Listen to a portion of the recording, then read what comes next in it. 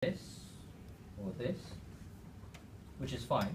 But what's quite nice to do is have control of the foot.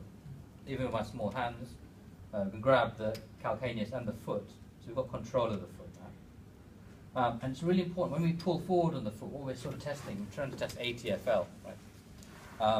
And or CFL or both.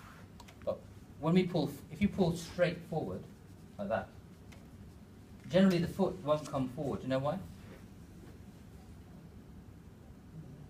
What other ligament is there on the inside? You're jamming the talus in between malleola. Yes, but on the inside of the ankle, yeah, there's a deltoid ligament. Deltoid ligament is a big fan-shaped ligament. It's twice as strong as the ligaments on the outside. And so if you're pulling forward, we're not just testing ATFL, we're testing the anterior fibers of deltoid too. So the way to do the anterior draw is to invert the foot slightly, because it'll always describe as an anteromedial draw. So once you've relaxed deltoid, then you pull forward and back like this, and you feel a little contact. Okay, when you pull straight forward, it's completely solid. That's where if you're doing a test, let's say with a foot planted like that, and testing ATFL like this, it can be difficult to elicit it, because deltoid's going to be under massive tension. Unless deltoid, of course, is unstable. And we're now seeing patients coming in with medial ankle instability as well. It's lateral.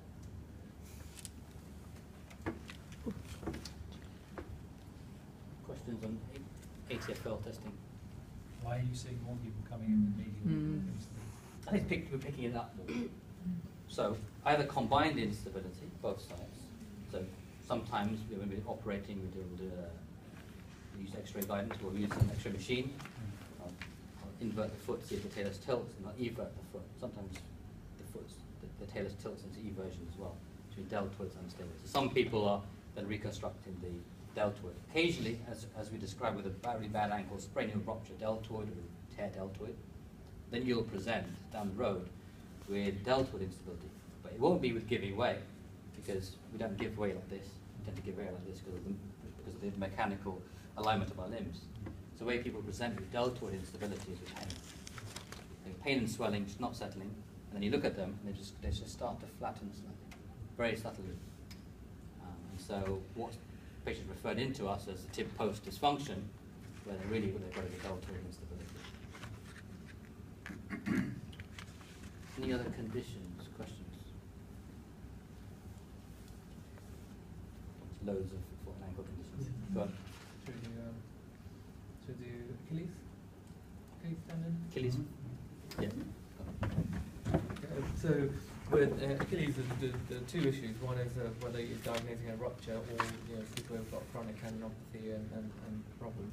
So again, you've started doing your screening, so you know whether there is any swelling or any problems. But when you specifically examine the Achilles, I like to get the patient kind of just stand up. I like to examine the patient prone, or if it's a chair, get them to kneel on the chair. If you turn around, just kneel on the chair like that. People just balance yourself. It's going to be a while, so get comfortable.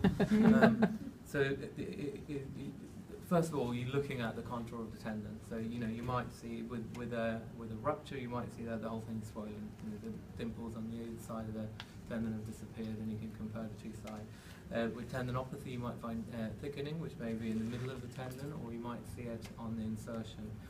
Quite a lot with insertional tendinitis, they may have some calcification within it, and you get this big bony bump at the insertion. Now, a very good test is to compare the sort of equinus posture of the two sides. The best way of looking at it is looking at it from the top, and the foot should sit in a bit of an equinus position. If you've had sort of chronic tendinopathy, elongation, or if you've got an acute rupture, what you might find is one side, gosh, you are very tight, aren't you? On one side, you might find that the foot is sitting in a sort of neutral position, whereas the other side's got a bit of equinus posture. And that's a very sensitive test that you can pick up the rupture. Now, so-called angle of dangle. Yeah, the angle of test. The other thing that you can do is sometimes they may not have much of a difference. So let's say they've had Achilles rupture treated conservatively, and it's inadequate and it's lengthened.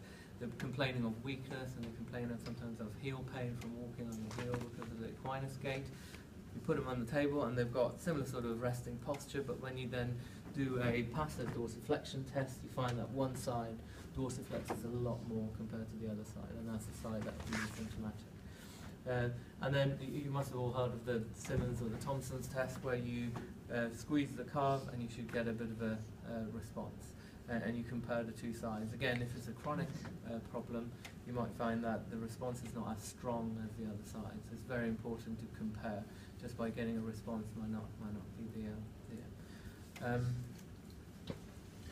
Yeah, I think the caution is totally gone.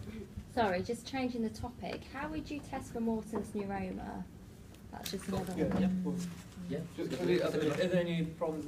Yeah, sorry. Finish up with I jumped on a bit. So nothing. Can I just Nothing. ask a quick question? Yeah. Your thoughts on shockwave therapy Okay. for Achilles? Okay. So when would you give it? Your thoughts on it? Yeah, and so- how often you use it? I mean, we were talking about that before. I mean, I use shockwave therapy a lot. The evidence is both for insertional and non-insertional tendinopathy. Insertional tendinopathy is very painful to give shockwave on insertion, so some people stay away from it. With non-insertional, I think found out today, Amit does as well, tend to divide them into the ones that have lots of new vessel formation on the ultrasound. So I tend to scan them, and if they're very neovascularized, then I tend to stay away from shockwave and then move towards high volume injections or paraffin antispecific. But if they don't have much neovessels, then I tend to use shockwave. I think that's similar to what. Yeah. I think with when you're putting them through a loading program, whatever that would be, they can't load their tendon because it's too painful. Then I can refer them for high volume, so they can start to rehab. And then if they're not progressing, then yes, as you said, based on neovessels, because the mechanism of action is almost very different. Shockwave and steroid injection or high volume injection, which generally doesn't have steroid in it, is the diametrically opposite mechanism of action. So you can't just say everyone should just get shockwave. I've made many patients worse, not many, 2 or 3, because I stopped doing it, who have acute plantar fasciitis or a non-insertional tendinopathy with lots of neovessels. I've done shockwave and they got worse. So I stopped doing that. So yeah, you can't just hang your hat on one intervention. Do you want to do the Morton's? Morton's, So if someone comes into clinic and says, I've got pain here, a wave like that, that's 99.99% sure that's Morton's neuroma. In fact, it's very commonly Morton's neuroma. So patient will say, I feel like I'm walking on a marble, I've got an electric shock, I've got numbness, I've got burning, various different array of symptoms that all fit into one category. If you feel from the history that it's a Morton's neuroma, then you want to confirm a diagnosis, and that's with a Mulder's click. Who's come across Mulder's click? Who's elicited a Mulder's click? Probably half of you in here have got a Morton's neuroma, it's just not symptomatic. Narrow feet there, baby. Okay. So the way to test for it is most common between the 3rd and 4th toes. You take your thumb and you push up in the intermetatarsal space. The level you're pushing at is the level of the metatarsal heads, Georgius proximal. And so the metatarsal heads are quite proximal here. And you see, as I push up, the toes go down. Okay? And you want that sort of effect, because you want to push that nerve, which is the plantar structure, up in between the metatarsal heads. So you push up, and then you squeeze. The last group we had for you. So you push up, and you squeeze, and you feel a little pop, a little click. Okay. If you don't feel it, and you really feel the patient's got one, move your thumb a bit further back and squeeze, a little bit further forward and squeeze. And you should elicit that click. If you do elicit the click, then it means there's thickened tissue in the intermetatarsal space, Morton's neuroma or bursitis or something there causing their pain, and then you escalate to an ultrasound scan to confirm a diagnosis with an injection usually. If it's just painful but there's no click, would Right. that be negative? Not necessarily so, yeah. So But just not. it depends if you can. Sometimes it's quite hard to get a click. Yeah. You've got to really find that spot. But if it's if you can't get the click, it doesn't mean it's negative. Or if your history, from a history, you're sure the diagnosis is a Morton's neuroma, I refer them for an ultrasound. Okay. We've got through quite a lot. Yeah. Anything else, though? Can I just ask, Yeah. with your surgical interventions, how successful are they? Because, you know, Surgery. they tend to not be that great. So, I mean, my philosophy is always to keep people away from surgeons if at all possible. But particularly the foot and ankle, you know, what are your success rates? I think the key is making the correct diagnosis and doing the right operation on the right type of patient. I think that's why foot and ankle generally has had a bad result. And I think having a dedicated foot and ankle surgeon hasn't happened. It's only been the last 10 years when people were just doing feet. So I remember when I was an SHO, feet were being done at the end of the list by the hip surgeon, and generally it was the SHO's job to do the bunions. And If you're a bad trainee 15 years ago, you would be sent to do foot and ankle or spine. yeah. So I think it's just the understanding, and the problem is that a lot of the foot and ankle diagnoses are quite subjective, and you've got to assess the whole biomechanics. So if you've got an ACL rupture, you've got an ACL rupture. The MRI can diagnose it. But if you've got pain underneath your third metatarsal head, is it a Morton's neuroma? Do you have a cavus foot? Is it a tight calf?